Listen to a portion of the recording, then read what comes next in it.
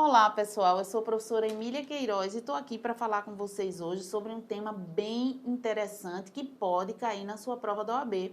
Qual é a melhor forma de amar?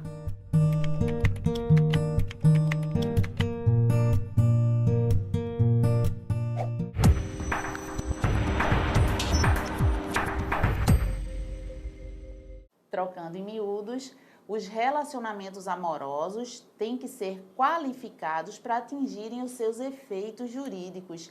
E nesse afã, nós temos várias formas de qualificação para esses relacionamentos que vão impactar para fins previdenciários, fins patrimoniais, tá? Então, diante disso, a gente tem o namoro, né? O namoro pode ser simples ou qualificado. Nós temos a união estável, que pode ser por escritura particular ou escritura pública. Na realidade, não precisa nem de um documento sobre isso. E nós temos o casamento que aí sim tem que ser por escritura pública e tem uma série de exigências para a sua realização, para a sua celebração. Então, vamos lá.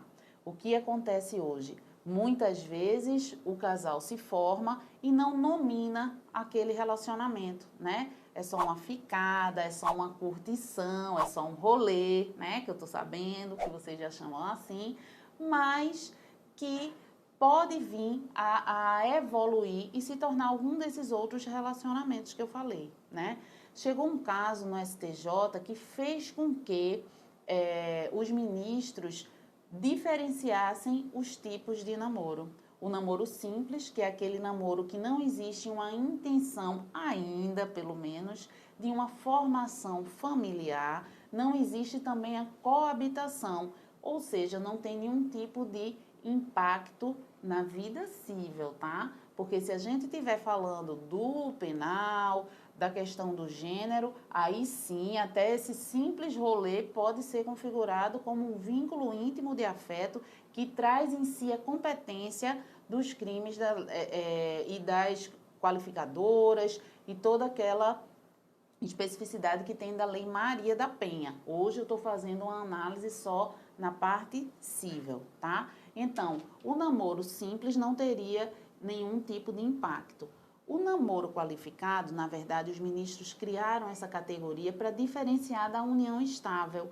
Por quê? Muitos casais hoje coabitam, mas necessariamente eles não têm a intenção de formação familiar, de procriação, né? Então, isso aconteceu uma incidência muito grande, inclusive durante a pandemia, de casais que foram coabitar, mas necessariamente não tinham aquela intensidade de querer pensar em futuro. Então, por isso, para diferenciar da união estável, criou-se essa categoria do namoro qualificado, que também não cabe, por exemplo, partilha de bens, tá?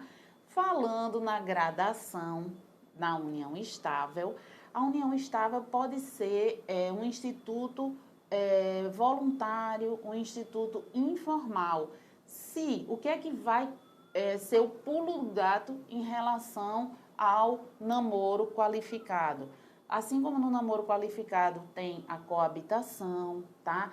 Tem o reconhecimento público da relação, mas o diferencial é exatamente a intenção de formação de família. Como é que eu vou provar isso? Vou provar isso através de consultas conjuntas ao ginecologista, compra de produtinho de bebê, né?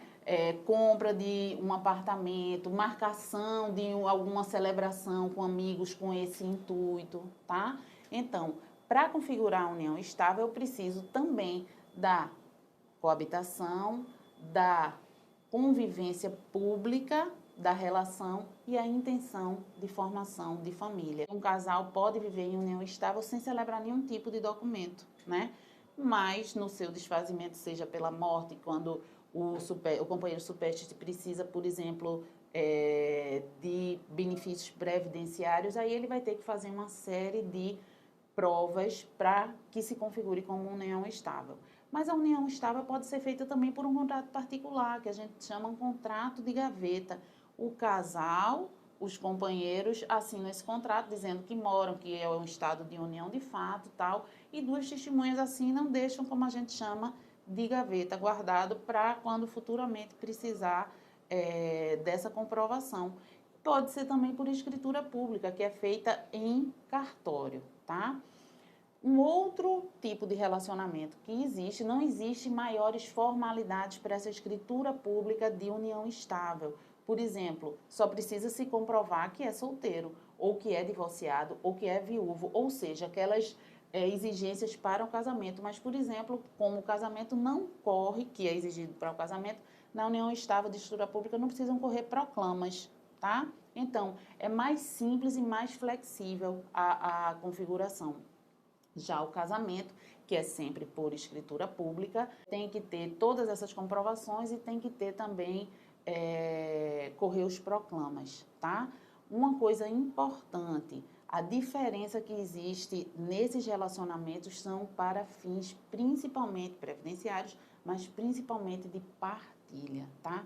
Tanto a união estável como o casamento, desde que não haja nenhum tipo de contrato prévio, de acordo prévio, no caso do casamento, um pacto antinupcial, eles vão ser pelo regime da comunhão parcial de bens, tá bom? Então, viram aí como é importante? O mais importante no relacionamento é a honestidade entre os parceiros, tá? Havendo essa honestidade, vai se configurar tranquilamente qual é o tipo de contrato ou de realidade fática que vai trazer os impactos judiciais ou os impactos civis desse relacionamento, tá bom?